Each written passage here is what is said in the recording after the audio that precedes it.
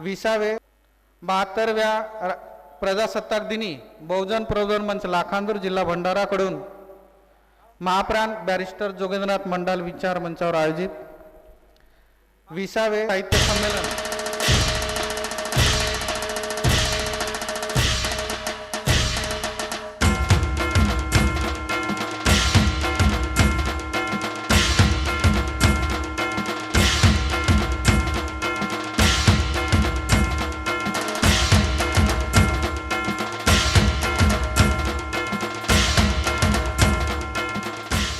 आयुष्मान पवन मेश्राम, संयोजक आर्थिक साक्षरता मिशन, डॉक्टर आंबेडकर बिझनेस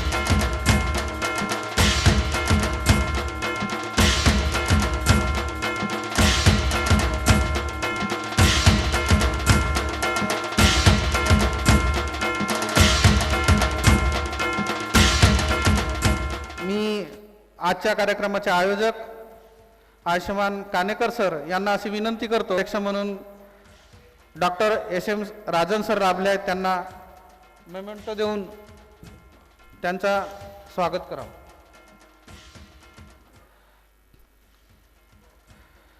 मार्गदर्शक आयुष्मान आचार्य संदेश सर यांचं सुद्धा मेमेंटो देऊन सर स्वागत करतील. ॲडव्होकेट अब्दुल बशीर सर, उच्च न्यायालय खंडपीठ नागपूर यांना सुद्धा कानेकर सर मोमेंटो देऊन त्यांचं स्वागत करतील अशी मी त्यांना विनंती करतो.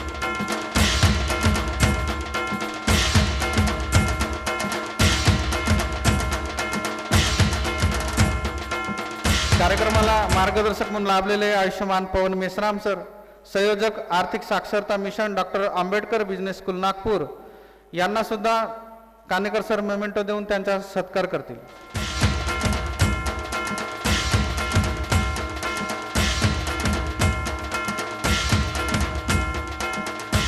मी प्रकृतीच्या कारणामुळे आपल्या संमेलनामध्ये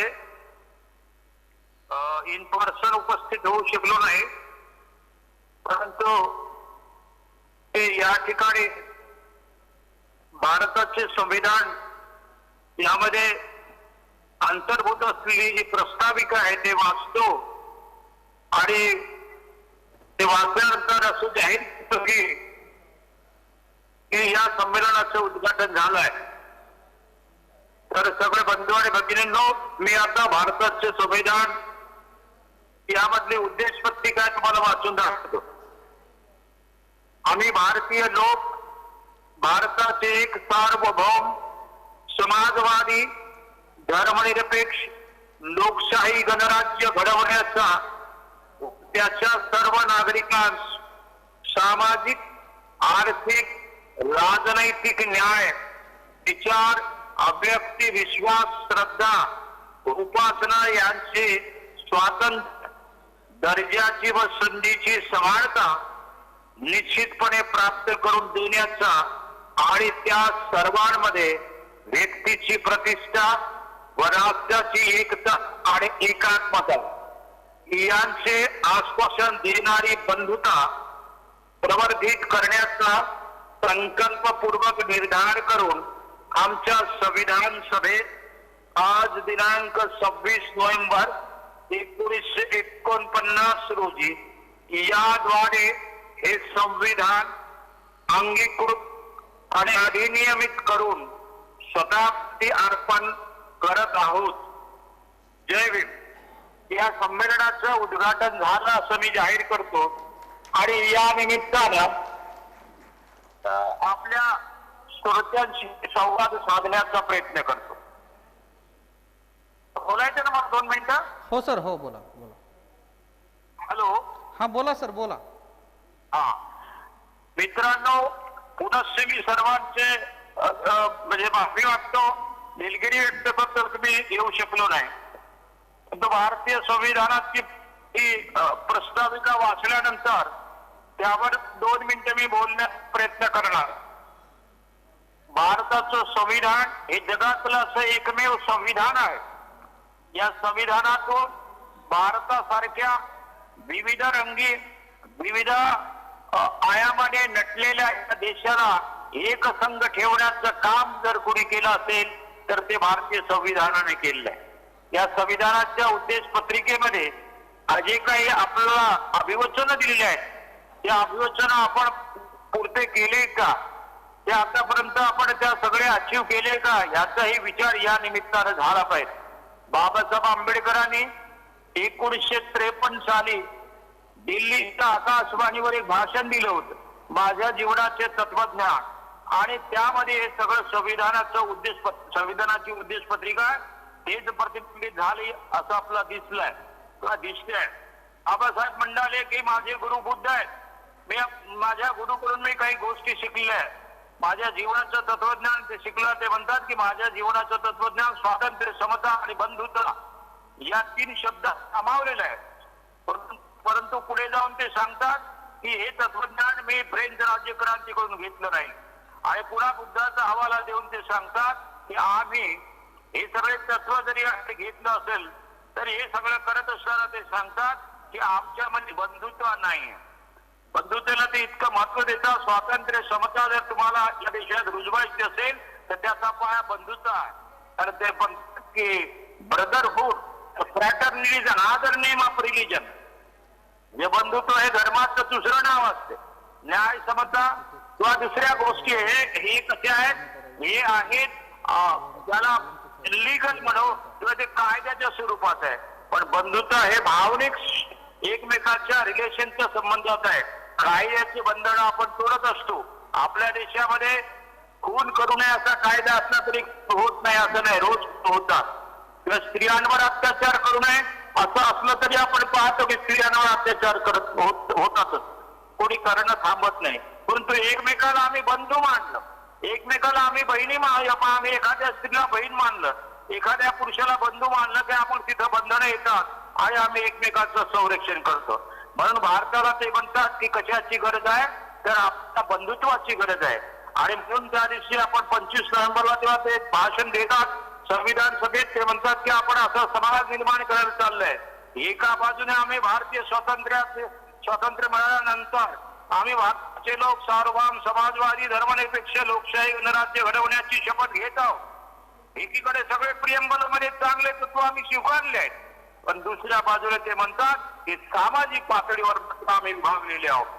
एकीकडे आम्ही युनायटेड मध्ये उभं राहण्याची शपथ घेतो भारतीय संविधानाच्या माध्यमातून, पण दुसऱ्या बाजूने आम्ही सामाजिक स्तरावर घेतलं की याच मूल्यांना, याच तत्वांना, याच उदात्त विचारांना पायी तोडत असतो, पायपुल्ली करत असतो. म्हणून आम्ही एक दुभंगलेला समाज आहे. भारत हा दुभंगलेला समाज आहे. भारतीय समाज व्यवस्था एक ब्रोकन अशी एक सिस्टम आहे. या ब्रोकन सिस्टमला स्टिच केल्याशिवाय, एकसंघ केल्याशिवाय, जोडल्याशिवाय भारताला पर्याय नाही. आपण दिल्लीचं आज वातावरण पाहतोय, सिटीजनचे संबंधाने मला बोलायचं होतं. आज आम्हाला जे काही आहे एनआरसी आहे, या माध्यमातून बऱ्याच लोकांना या देशाचे नागरिक नाही अशा प्रकारचा विचार आमच्या सरकारने मांडलेला आहे.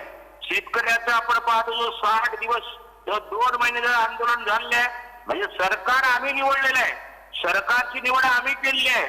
आणि आम्ही केल्यानंतर सरकारने आमचे ग्रहाणे आहेत, आमच्या मागण्या आहेत, त्याकडे प्रकाशाने लक्ष देऊन ते परिपूर्ण केल्या आहेत.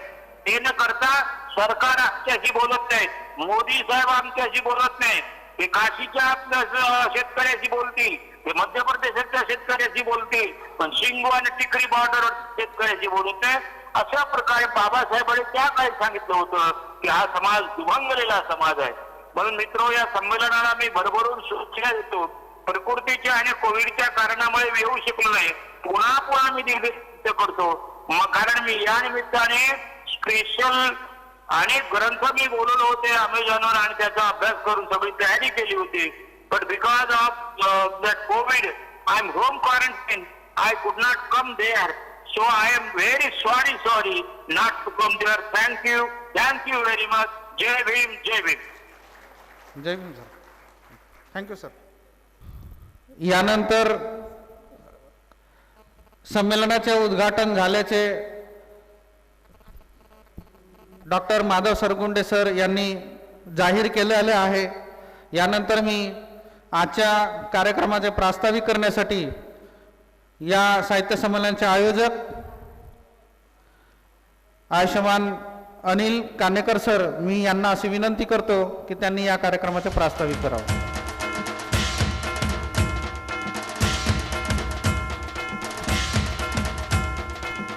सर्वप्रथम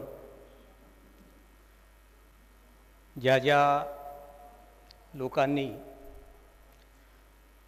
हे भारताचे संविधान तयार करण्यासाठी अतोनात कष्ट सहन केले त्या सर्व कॉन्स्टिट्यूशन असेंब्लीच्या सदस्यांना आणि त्या सर्व सदस्यांमध्ये ज्यांनी अतिशय कष्ट केले त्या संविधान तज्ञ डॉक्टर बाबासाहेब आंबेडकरांना सर्वप्रथम वंदन. या ठिकाणी ज्या महापुरुषांची छायाचित्रे लावलेली आहेत त्यांनाही वंदन. या डायसवर जे पाहुणे मंडळी आहे त्यांना सप्रेम जय भीम. आपण इथे आलात आपणा सर्वांना सप्रेम जय भीम, जय संविधान. आज या डायसच्या समोर बसलेले लोक आहेत आणि तुमच्या समोर जे डायसवर बसलेले लोक आहेत याच्यापैकी डायसवरचे लोक तुम्हाला काही लोक परिचित आहेत आणि या परिचित लोकांना एक यावर्षी नवीन गोष्ट पाहायला दिसत असेल की संख्या कमी आहे.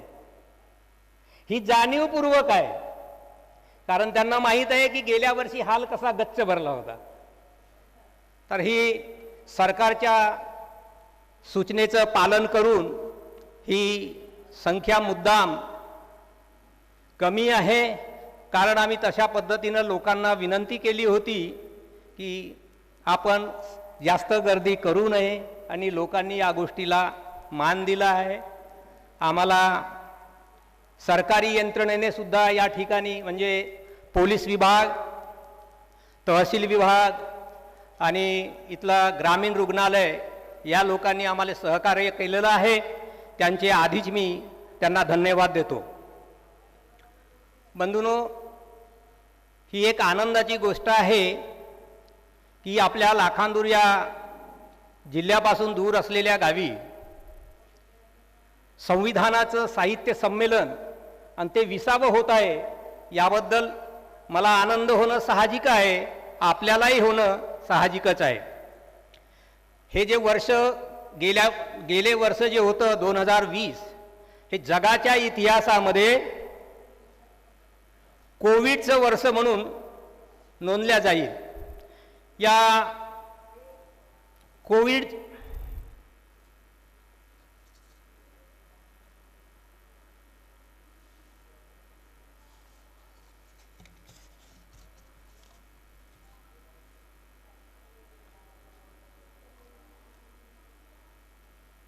या कालावधीमध्ये अनेक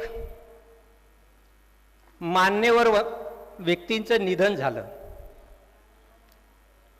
त्या व्यक्तींच्या निधनाला आम्हाला प्रत्यक्ष जाता आलं नाही. ती खंत मनामध्ये आहे.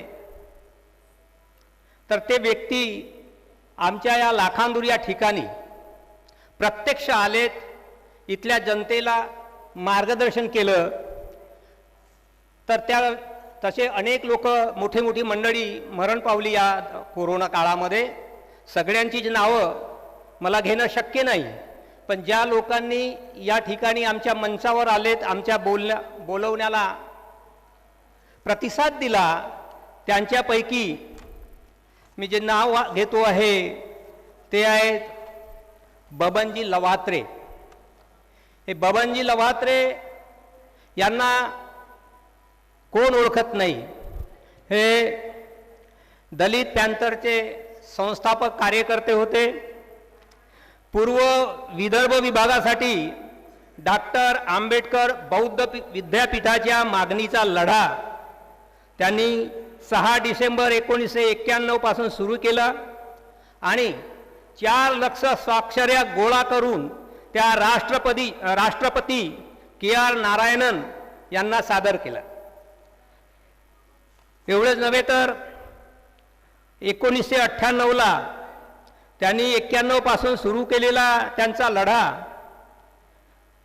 अहेरी ते साले कसा हा पायदळ मार्च त्या मागणीसाठी केला होता.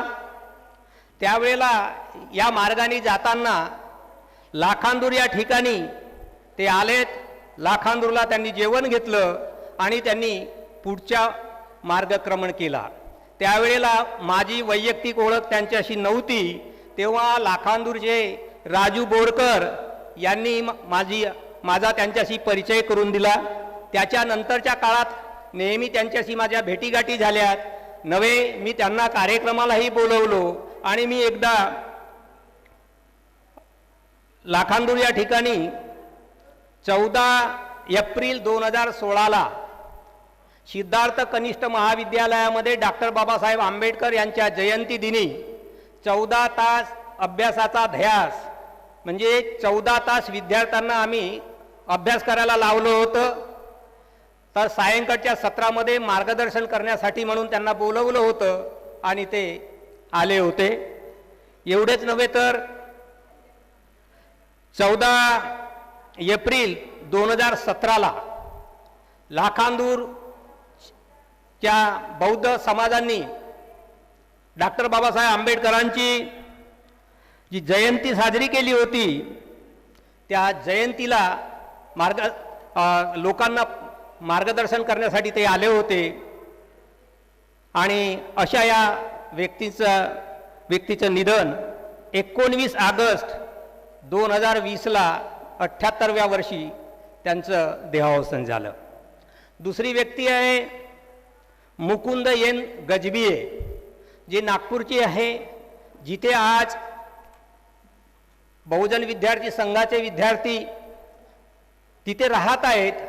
तिथे राहण्याची जागा हे मुकुंद एन गजबिये सरांनी त्रिसमक बुद्ध विहार आहे त्या ठिकाणी खुली जागा होती, त्या ठिकाणी शेड उभारायला जागा दिली आणि तिथे ते आमचे विद्यार्थी राहत होते.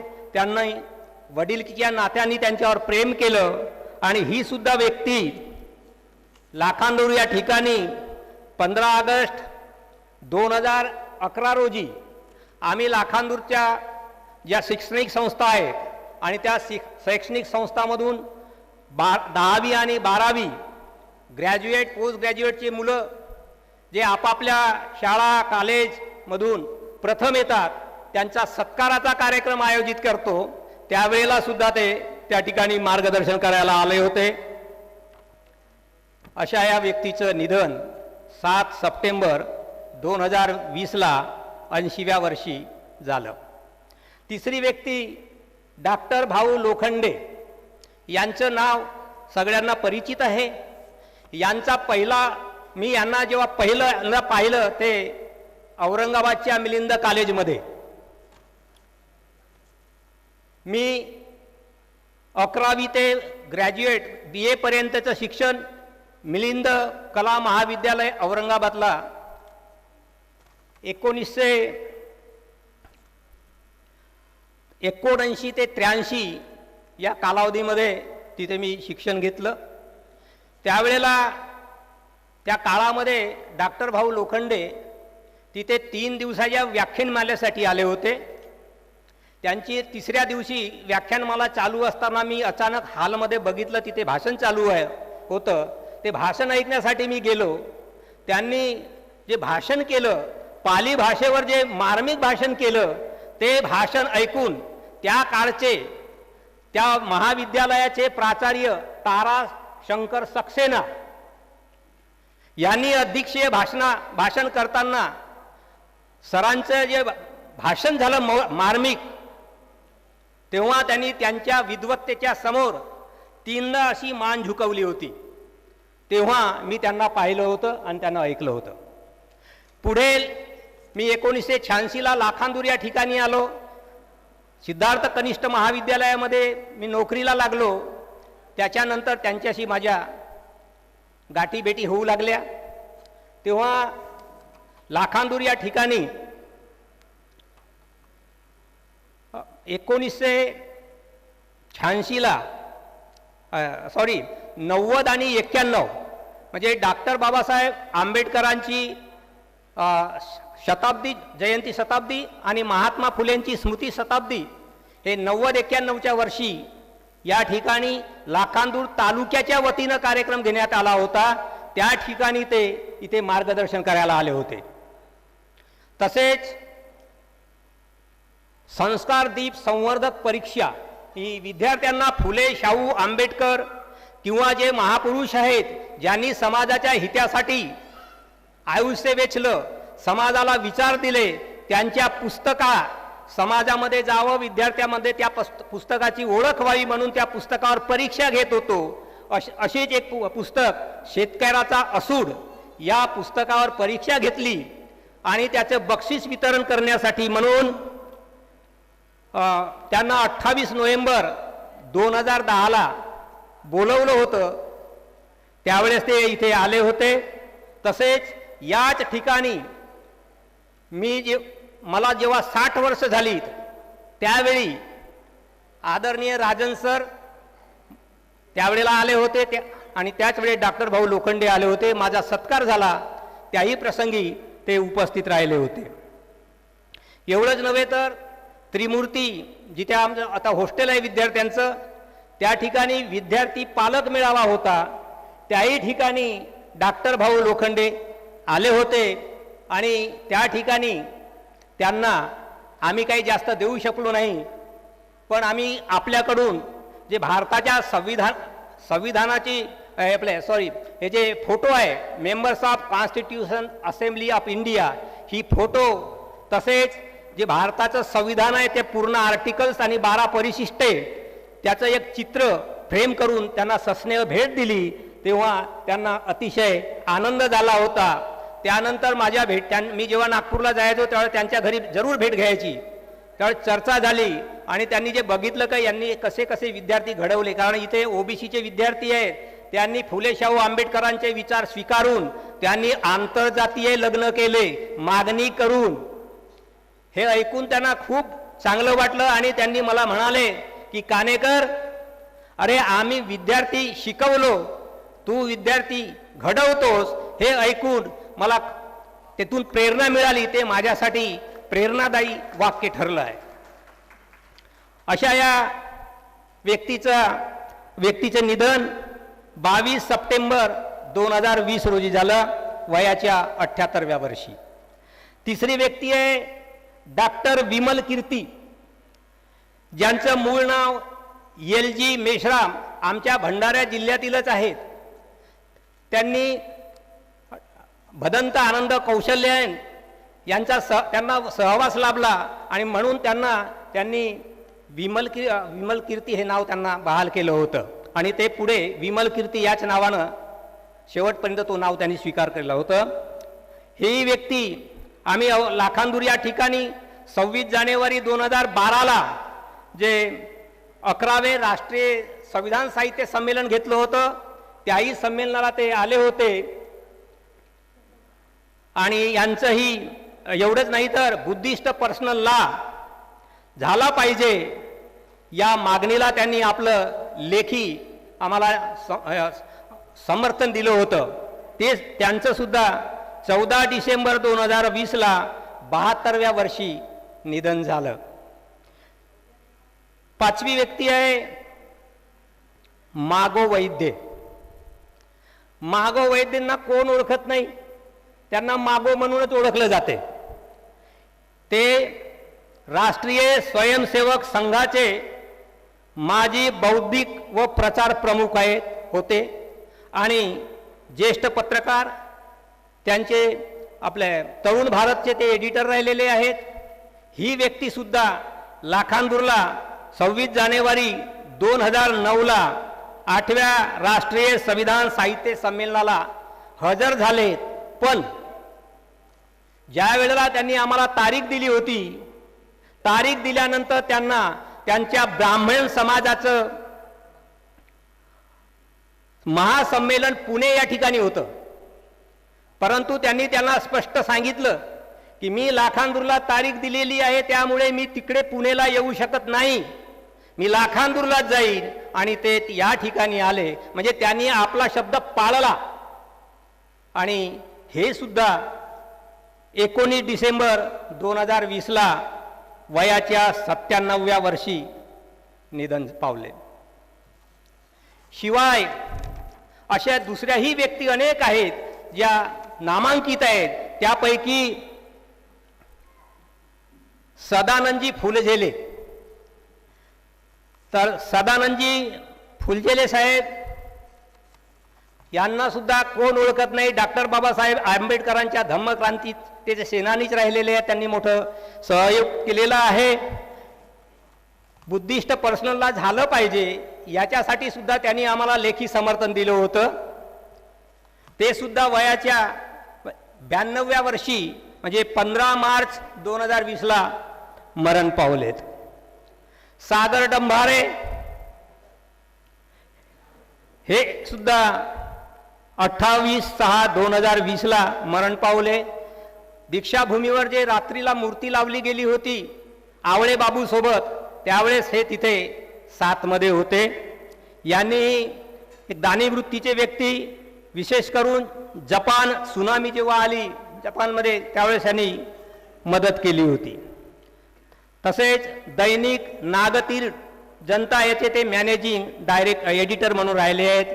बाबरीचे काटे हा त्यांचा कविता संग्रह, त्यांच्या कविता प्रसिद्ध आहेत. तिसरे महत्त्वाची व्यक्ती भंते सदानंद महास्तवीर. हे सुद्धा भंडारा जिल्ह्यातील पवनी तालुक्यातील इडगाव या गावचे. ते आंतरराष्ट्रीय बौद्ध भिक्खू महासंघाचे उपाध्यक्ष राहिलेत.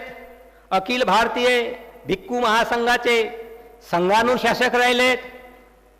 हे 1963 मध्ये आपल्या इडगाववरून दळण दळायला जातो म्हणून जे घरून गेले तर घरी मात्र ते आलेच नाही, फक्त अंगावर चिवरच धारण केलं आणि आजन्म ते धम्मचं काम करत राहिले.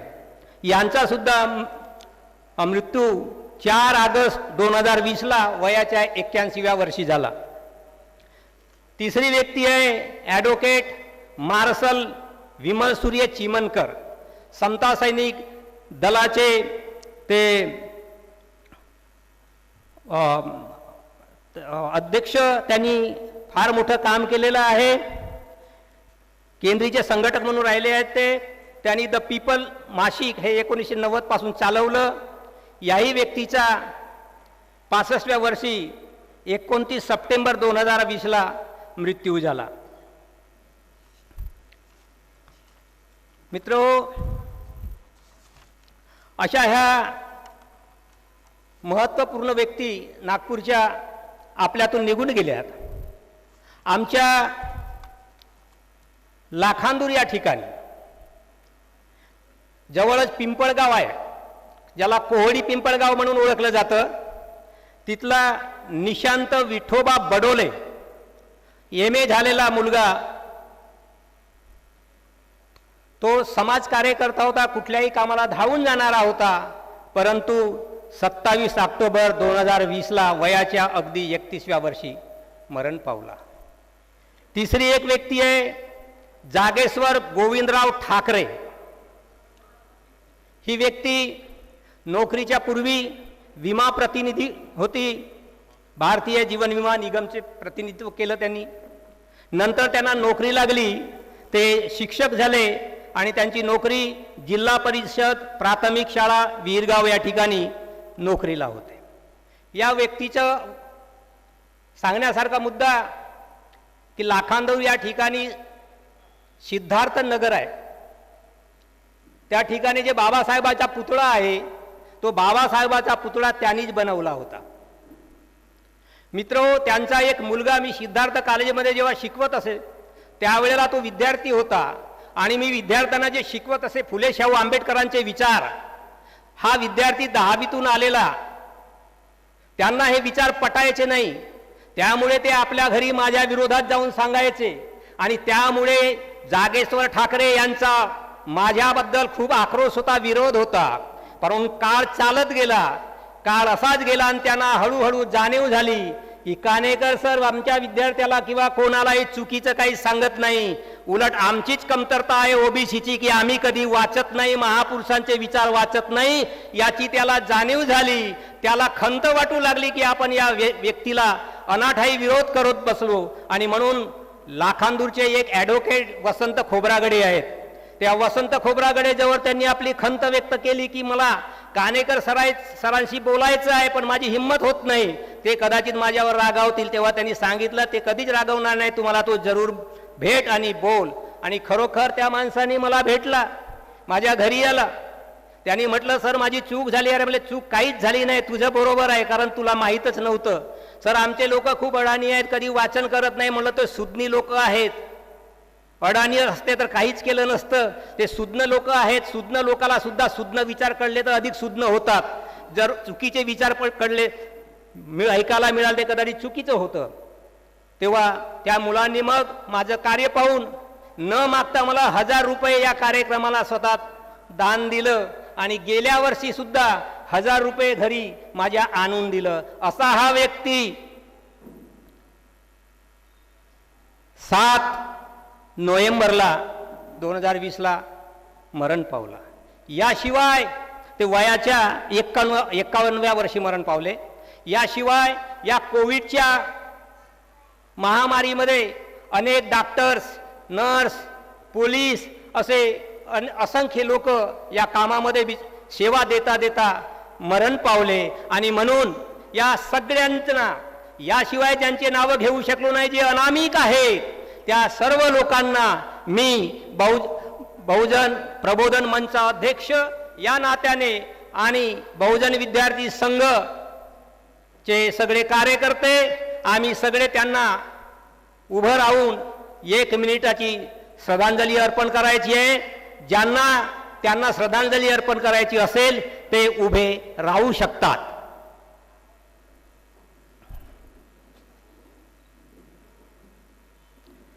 सावधान.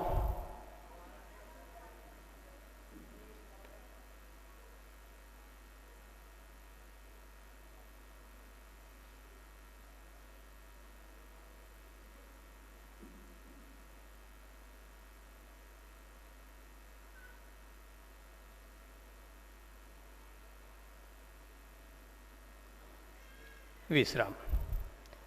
थँक्यू.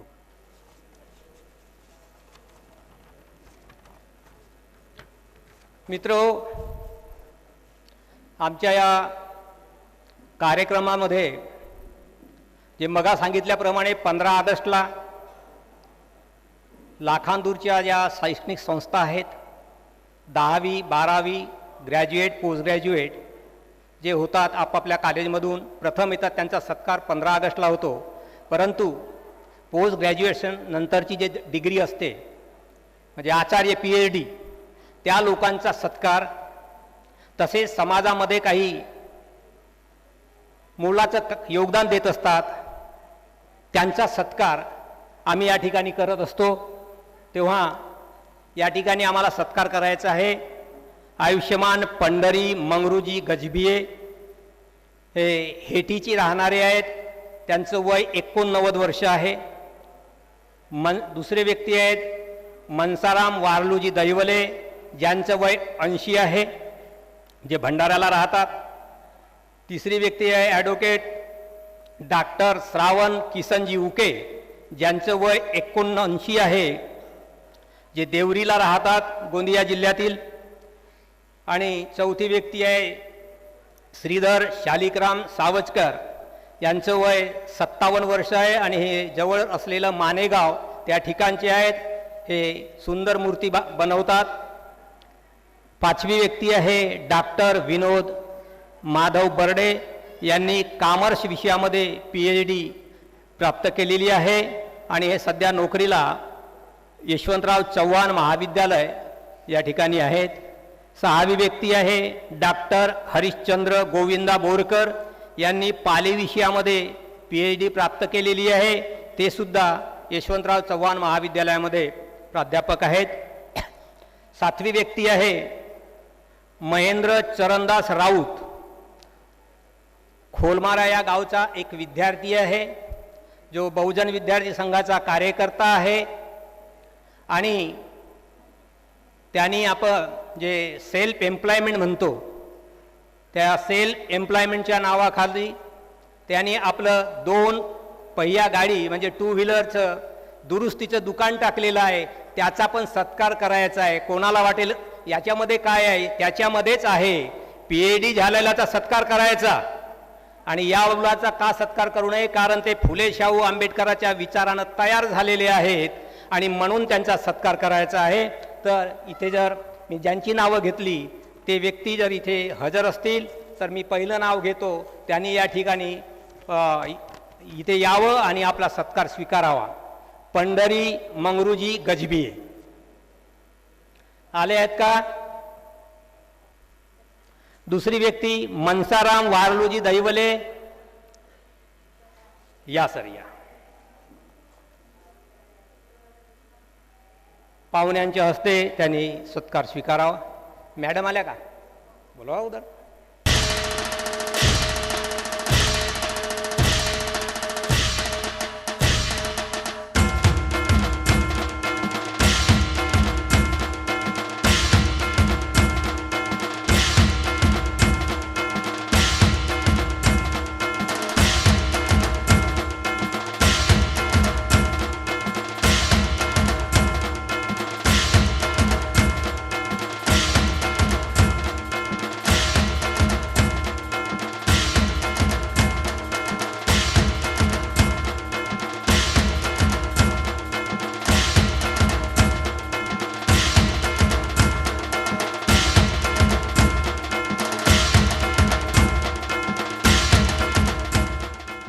किसनजी उके, देवरी यांनी अतिशय कष्टाने LLB पण केलं, PhD पण मिळवली आणि महत्त्वाचं एक काम म्हणजे भंडारा जिल्ह्यातील भीम सैनिकांची गौरव गाथा हे गावोगावी जाऊन माहिती मिळवून एक सुंदरसं पुस्तक लोकांच्या माहितीसाठी उपलब्ध करून दिलं. त्याबद्दल त्यांचे विशेष आभार. यांच्या विशेष पण आलेले आहेत, त्यांनी पण यावं. शारदा उके,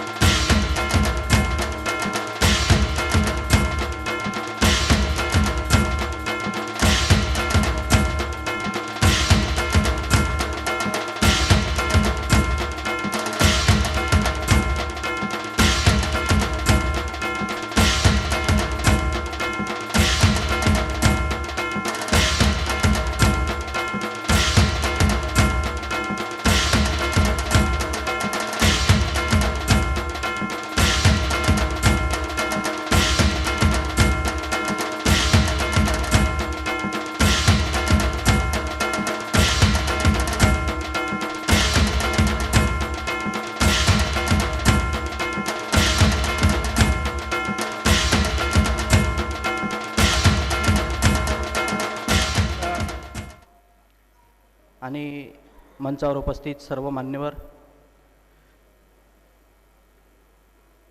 बहुजन प्रबोधन मंच, सर्वप्रथम यांचं मला PhD प्राप्त झाल्याबद्दल पुरस्कार दिलं त्याबद्दल त्यांचा आभार व्यक्त करतो. माझ्या PhDचा विषय होता चंद्रपूर जिल्ह्यातील शेतकऱ्यांच्या, धान उत्पादक शेतकऱ्यांच्या आर्थिक व सामाजिक स्थितीचे विश्लेषणात्मक अध्ययन.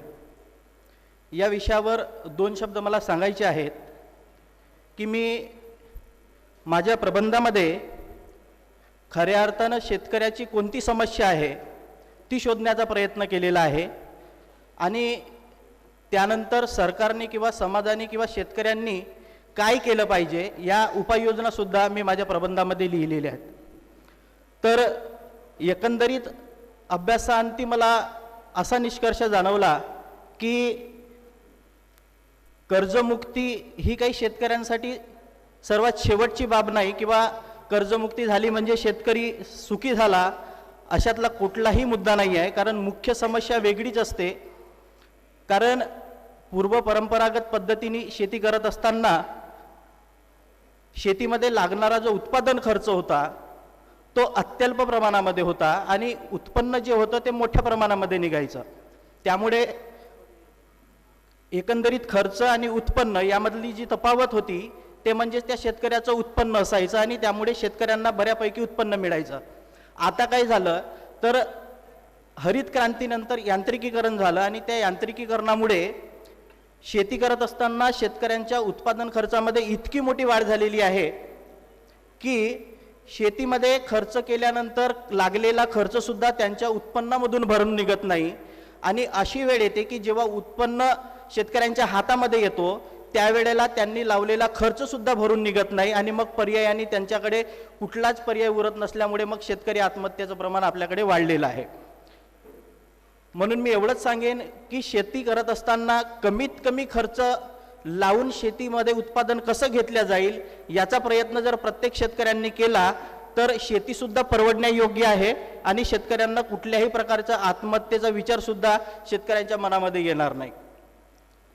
आणि म्हणून यांत्रिकीकरणाचाच निव्वळ विचार न करता मानवी किंवा जे छोटे छोटे खर्च वाचवण्यायोग्य जे कामं असतात, कारण रासायनिक खतांमुळे सुद्धा इतक्या मोठ्या प्रमाणामध्ये रोग वाढलेले आहेत की उत्पन्न आपल्या हातामध्ये यायच्या अगोदरच संपूर्ण पीक हे शेतकऱ्याचं उद्ध्वस्त झालेलं असतं आणि मग त्यांच्या हातामध्ये लागलेला खर्चसुद्धा भरून निघत नाही आणि म्हणून पर्यायानं मग शेतकरी अडचणीत येतात. आणि ही अडचण जर येऊ द्यायची नसेल तर शेतकऱ्यांनी कमीत कमी खर्च कसा येईल, मग त्याच्यामध्ये जैविक शेती असेल किंवा इतरही वनस्पतीपासून जमा केलेला खत असेल किंवा औषधोपचार असेल याचा जर वापर केला तर पर्यायानं शेती ही कमी खर्चाची होईल आणि ती शेतकऱ्यांना परवडेल. एवढंच मी या प्रसंगी सांगतो. आणि मला या ठिकाणी बोलण्याची संधी दिली, माझं मनोगत व्यक्त करण्याची संधी दिली, मला पुरस्कार दिला त्याबद्दल बहुजन प्रबोधन मंचाचं मी मनस्वी आभार व्यक्त करतो आणि या ठिकाणी थांबतोय. धन्यवाद.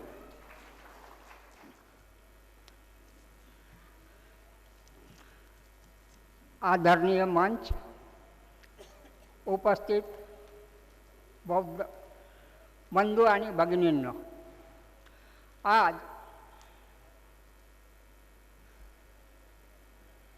संविधान साहित्य संमेलन आयोजित करण्यात आलेला आहे आणि संविधान हे राष्ट्रीय ग्रंथ आहे आणि ह्या राष्ट्रीय ग्रंथाची पायमल्ली कशा प्रकारे होत आहे त्याचे एक निदर्शक म्हणून, प्रतीक म्हणून लोकमत ह्या दैनिकामध्ये दिनांक 12/6/2020 रोजी वार्ता प्रकाशित झालेली आहे. वार्तेचा शीर्षक आहे भारताचा हिंदुस्थान करू नये. आपल्या देशाचे इंडिया हे नाव बदलून देशाला भारत किंवा हिंदुस्थान असे नाव द्यावे अशी मागणी करणाऱ्या दिल्ली स्थित एकाने दाखल केलेली याचिका सर्वोच्च न्यायालयाने 2 जूनला फेटाळली. संविधानाने देशाला आधीच भारत हे नाव दिलेले असताना तुम्ही न्यायालयाचे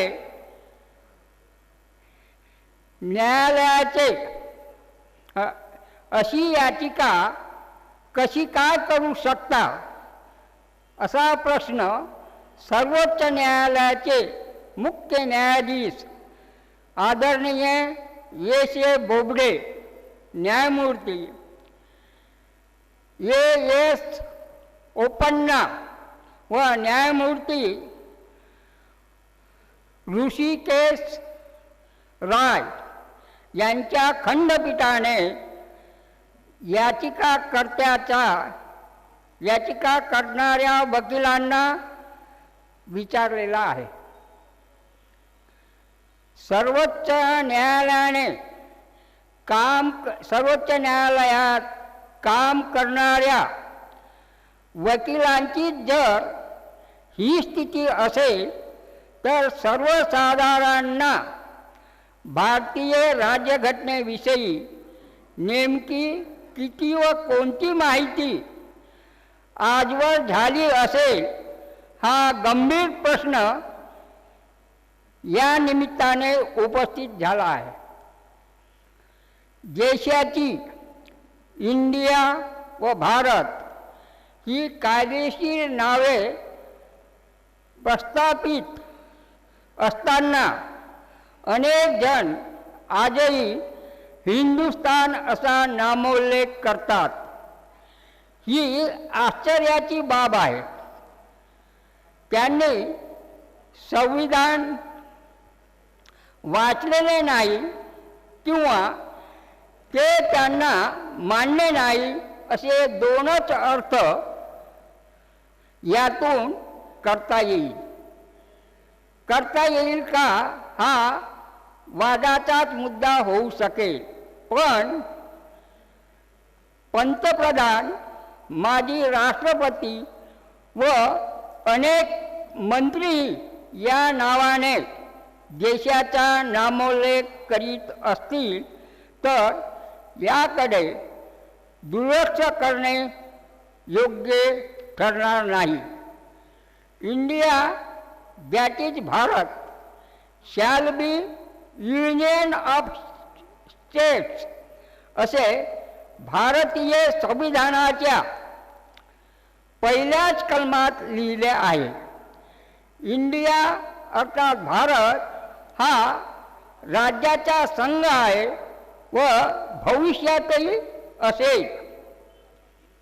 हे नाव दिलेले असताना पुन्हा भारत किंवा हिंदुस्तान म्हणणं अशी मागणी याचिकाकर्ता करतो याचाच त्यांचा मूळ हेतू वेगळाच असावा हे सुस्पष्ट होते. देशाला विपरीत दिशेने नेऊ पाहणाऱ्यापासून सावध राहण्याची गरज यातून अधोरेखित झालेली आहे. सर्वोच्च न्यायालयाने ही याचिका फेटाळलेली असली तरी संबंधित मंत्रालयासमोर ती विचारार्थ ठेवण्यास परवानगी दिल्याने या विषयावर राजकारण होत राहणार हेही तितके स्पष्ट झाले आहे. अशा परिस्थितीत देश विकासाच्या मूळ मुद्द्यापासून भरकटणार नाही हे पाहण्याची जबाबदारी पुन्हा भारतीय जनतेवर येऊन पडली आहे. 1947 ते 1950 या काळात फाळणीपूर्व भारतातील मुस्लिम लीगच्या सर्व सदस्यांनी भारतीय संविधान सभेतून माघार घेतल्यानंतर असलेल्या सर्व संविधान सभा सदस्यांनी मिळून इंडिया व भारत ही नावे स्वीकारली आहेत. ही या दृष्टीने अत्यंत लक्षणीय बाब आहे. आधुनिक काळात आंतरराष्ट्रीय पातळीवर भारताला मिळालेली इंडिया अशी ओळख महत्त्वपूर्ण आहे.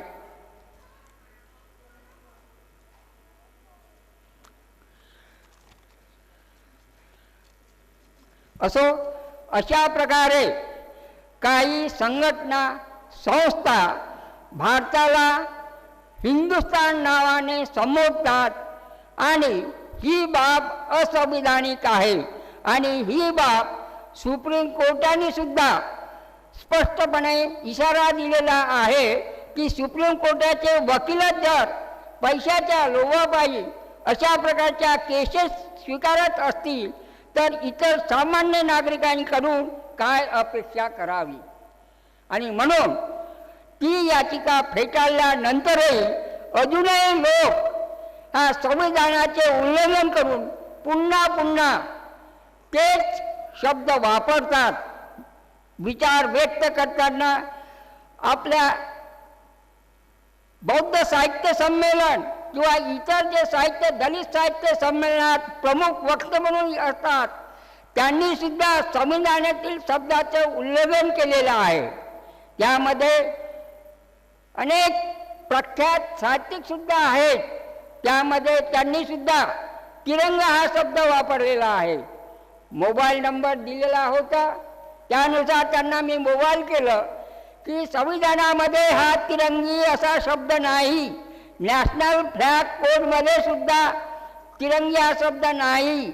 Insult of national flag act 1971 यामध्ये सुद्धा तिरंगी हा शब्द नाही. हा शब्द असंविधानिक आहे. मग तुम्ही त्या शब्दाचा वापर का करता असं त्यांना मी फोनवरती विचारणा केली असता त्यांनी सांगितलं मला तुम्हाला ज्या प्रकारे बोलण्याचे स्वातंत्र्य आहे त्याच प्रकारे आम्हाला सुद्धा लिहिण्याचे स्वातंत्र्य आहे. अशा प्रकारे त्यांनी उत्तर दिलं. तसेच आपले राजकीय पक्ष यांना सुद्धा मी विचारलेलं आहे की न्यायालयाला न्यायालय न म्हणता न्याय मंदिर म्हणतात. त्याबाबत मी डिस्ट्रिक्ट जज गोंदिया यांना सुद्धा म्हणजे माहितीच्या अधिकाऱ्यांनी आणि स्वतःही पत्र पाठवलेलं आहे की संविधानामध्ये न्याय मंदिर नाही, न्यायालय आहे, सुप्रीम कोर्ट, हायकोर्ट. त्यामुळे तुमच्या त्या इमारतीवर जे न्याय मंदिर लिहिलेलं आहे ते असंविधानिक आहे. तरी पण त्यांच्याकडून सुद्धा उत्तर मिळालेलं नाही. अशा प्रकारचे आपणास अनेक उदाहरणे मिळतील.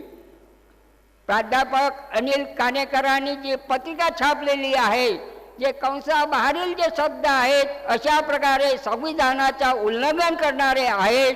आणि म्हणून माझी आग्रहाची कळकळीची नम्र विनंती आहे की जे जे संविधान प्रेमी बंधू आणि भगिनी आहेत त्यांनी जागृत व्हावं आणि इतर आपल्या लोकांनाही जागृत करावे आणि संविधानाची पायमल्ली होऊ नये या बाबतीत आपण दक्षता पाळावी एवढीच मी नम्र विनंती करतो. आणि मला या ठिकाणी बोलण्याची संधी दिली हा मंचचा मी आभारी आहे.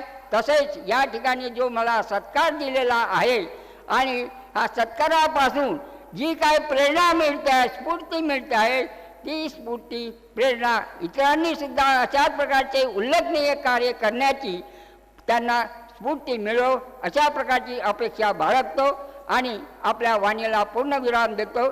जय भीम, जय बुद्ध, जय भारत, साधुवाद.